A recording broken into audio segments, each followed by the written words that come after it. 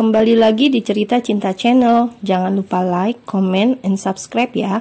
Terima kasih. "Tuan, pakailah mobil saya, biar motor ini saya yang bawa," ucap Ben pada tuannya, Azam Malik, saat mereka sudah keluar dari Bandara Internasional Soekarno-Hatta dan kini berdiri di samping motor metik berwarna hitam, berada di area parkir khusus roda 2. Azam adalah anak satu-satunya laki-laki di keluarga Adam Malik, anak yang digadang-gadang menjadi penerus kerajaan bisnis Malik Kingdom. Tak hanya memiliki paras tampan nan rupawan, Azam juga bergelimang harta yang berlimpah. Namun karena satu kesalahan yang ia lakukan, Azam kehilangan semua yang ia miliki. Tidak hanya nama keluarga Malik yang hilang dari dirinya, namun istri tercintanya pun pergi meninggalkan dirinya, Arabella. Berada di titik terendah dengan hati yang hancur lebur, ia bahkan sampai tidak mendengar ucapan Ben itu yang hanya seperti angin lalu di telinganya. Bayangan sang istri masih terekam jelas di ingatan. Bella yang mengacuhkan panggilannya, yang tidak sudi menatap dirinya lagi, yang kini memutuskan untuk pergi ke Singapura dan meninggalkannya seorang diri di sini. Hati Azam hancur remuk. Bahkan tanpa memperdulikan Ben yang sedari tadi setia mendampingi dirinya, Azam langsung saja memakai helm dan melajukan motornya begitu saja, meninggalkan Ben yang menaruh iba pada sang tuan. Kesalahan tuannya itu memang sudah tidak termaafkan. Azam berselingkuh, mengkhianati sang istri. Lalu karena itu pula Azam sampai tidak menghadiri pemakaman sang nenek. Penyesalan Azam kini tidak ada gunanya, karena semua orang sudah menaruh rasa kecewa. Tak menunggu lama setelah tuannya pergi, Ben pun segera menuju mobilnya dan menyusul sang tuan. Tujuan Azam kini hanya satu, bar milik sang sahabat Arnold, dan Ben pun langsung segera menuju ke sana. Sampai di bar, Azam langsung menuju lantai 3, lantai yang kini ia gunakan sebagai tempat tinggal karena Azam sudah tidak memiliki apapun. Bahkan uang yang ia pegang kini hanya ada 1 juta pemberian dari sang tante, Aida. Masuk ke sana dan langsung menuju sebuah meja kerja milik Azam. Meja kerja yang menghadap langsung ke arah dinding kaca. Tiap kali duduk di sana, Azam seolah menerawang keberadaan sang istri yang kini berada di negeri orang. Seolah dari sana Azam bisa melihat Bella. "Tunggu aku, Bel, aku mohon," gumam Azam lirih, bahkan hatinya masih terasa berdesir ngilu. Lamunan Azam putus saat mendengar pintu ruangannya diketuk, lalu terdengar suara Ben dari luar sana. Azam lantas kembali bangkit dan membuka pintu itu, lalu mempersilahkan Ben untuk masuk. Kini Ben bukan lagi asisten pribadinya. Azam sudah menganggap seperti seorang teman. "Ada apa, Ben?" tanya Azam. Ia bahkan belum sadar juga jika sedari tadi Ben terus mengikuti dirinya. "Tuan, jangan panggil aku Tuan," potong Azam cepat. "Panggil saja namaku," timpal Azam lagi. Meski lidahnya keluh, namun Ben coba untuk membiasakan diri, mulai memanggil Azam tanpa embel-embel tuan dan hanya memanggil nama. Ben menganggap jika ini adalah perintah. "Saya akan selalu membantu Anda, Zam," ucap Ben. Masih terdengar begitu formal, membuat Azam tersenyum kecil, merasa lucu.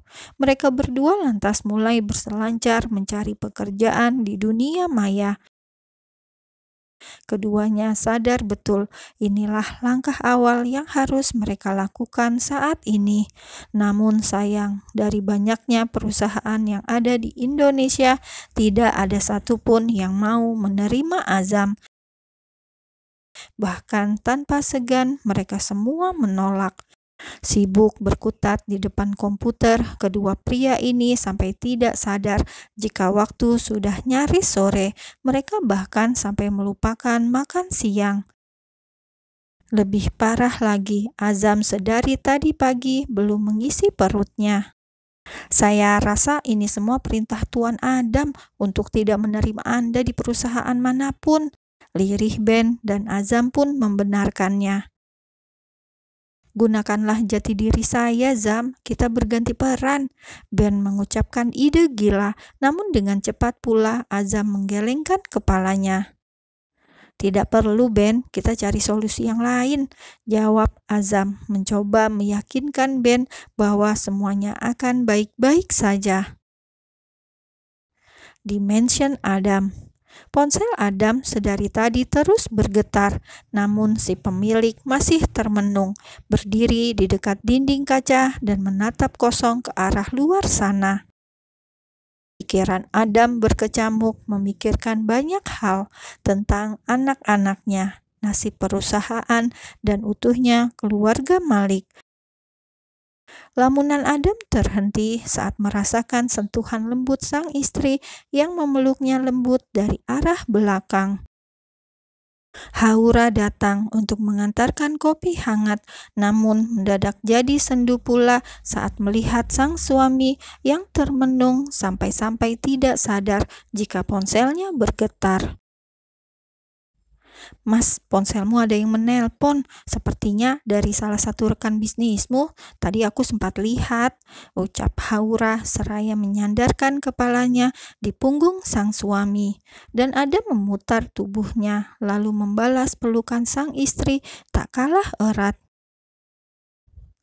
Baiklah, tunggu di sini. Aku akan angkat telepon dulu, jawab Adam, karena hingga kini pun ponsel itu terus bergetar.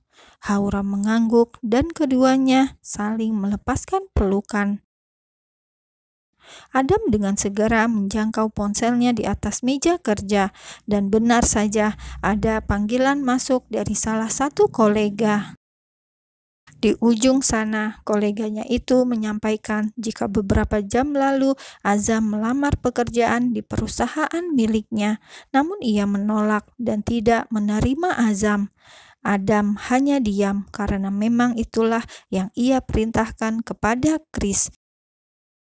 Jika tetap ingin menjalin hubungan baik dengan Malik Kingdom, maka jangan terima Azam masuk di perusahaan kalian. Itulah perintah Adam pada sang asisten untuk disampaikan pada semua koleganya. Baiklah, terima kasih Tuan, jawab Adam. Dan terputuslah panggilan itu. Sementara Haura yang ikut mendengar ucapan sang suami pun tersenyum kecil. Sedari dulu Adam selalu bicara singkat seperti itu dalam panggilan telepon bersama koleganya. Padahal baginya Adam itu begitu cerewet. Haura tidak tahu jika Adam ingin menyembunyikan perihal pembahasan yang dibicarakan dengan koleganya barusan. Tentang Azam, anak pertama mereka yang sudah melakukan kesalahan fatal. Malam hari, Arnold datang ke bar tiap malam. Ia memang akan selalu datang ke sini untuk memeriksa keadaan bar. Kini ada Azam, ia pun memutuskan untuk menginap. Sehabis makan malam bersama, Arnold memutuskan untuk turun dulu ke lantai 1 dan ikut melayani para pengunjung bar. Sementara Azam kembali berkutat di depan komputernya. Sadar tidak bisa mencari pekerjaan di dalam negeri, Azam mencoba keberuntungan di negara lain. Dan berkat kemampuannya yang menjadi ahli bahasa, akhirnya Azam mendapatkan kesempatan untuk menjadi penerjemah online di beberapa perpustakaan ternama luar negeri. Setidaknya ini menjadi langkah awal yang baik untuknya mendapatkan pekerjaan. Zam panggil Arnold. Terlalu fokus menerjemahkan beberapa buku melalui komputernya, Azam sampai tidak sadar jika Arnold sudah kembali. Saat ini sudah tepat jam 11 malam. "Apa yang kamu lakukan?" tanya Arnold. Ia menarik salah satu kursi dan duduk persis di sebelah Azam, ikut pula menatap layar komputer.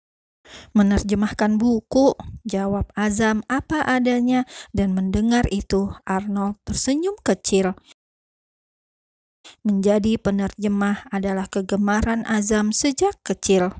"Aku akan membantumu menjadi penerjemah di kedutaan Australia. Pamanku bekerja di sana," ucap Arnold dengan senyum lebar. Senyum yang membuat Azam tersenyum pula. Bekerja di kedutaan luar negeri akan mendapatkan gaji yang lebih besar ketimbang hanya sebagai penerjemah di perpustakaan. "Benarkah?" tanya Azam, dan Arnold mengangguk.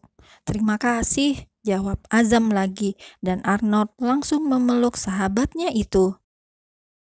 "Jangan berterima kasih," balas Arnold setelah keduanya saling melepaskan pelukan.